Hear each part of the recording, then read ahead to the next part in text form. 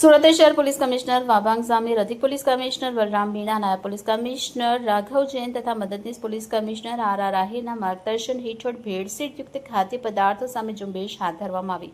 આ કામગીરી દરમિયાન ઝોન 3 એલસીબી અને ચોકબજાર સર્વેલન્સ ટીમે ફૂડ સેફ્ટી વિભાગ સાથે સંયુક્ત દરોડા પાડી વેદ રોડ સ્થિત કેશવ પાર્ક સોસાયટીમાં આવેલી જય યોગેશ્વર ડેરીમાંથી ભેળસેળયુક્ત ઘીનો જથ્થો ઝડપી પાડ્યો।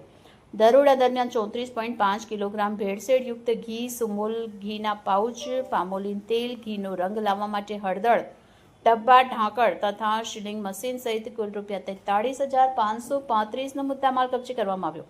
ફૂડ સેફ્ટી વિભાગ દ્વારા લેવામાં આવેલ નમૂનાઓની તપાસમાં ઘી ભેળસેળયુક્ત હોવાનું સામે આવ્યું।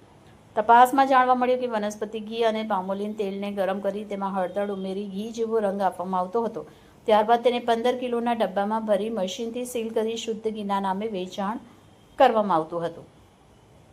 આ મામલે ચોકબજાર પોલીસ સ્ટેશનમાં ગુનો નોંધવામાં આવ્યો। ઝડપાયેલા આરોપીની ઓળખ રાજેશકુમાર જગદીશભાઈ પટેલ તરીકે થઈ છે અને આ સમગ્ર કાર્યવાહી police inspector SD Ratda, police inspector A Rathwa, police sub inspector VT Dodiya તથા ઝોન 3 એલસીબી અને સર્વેલન્સ ટીમના અધિકારીઓ કર્મચારીઓએ સફળતાપૂર્વક પાર પાડી હતી।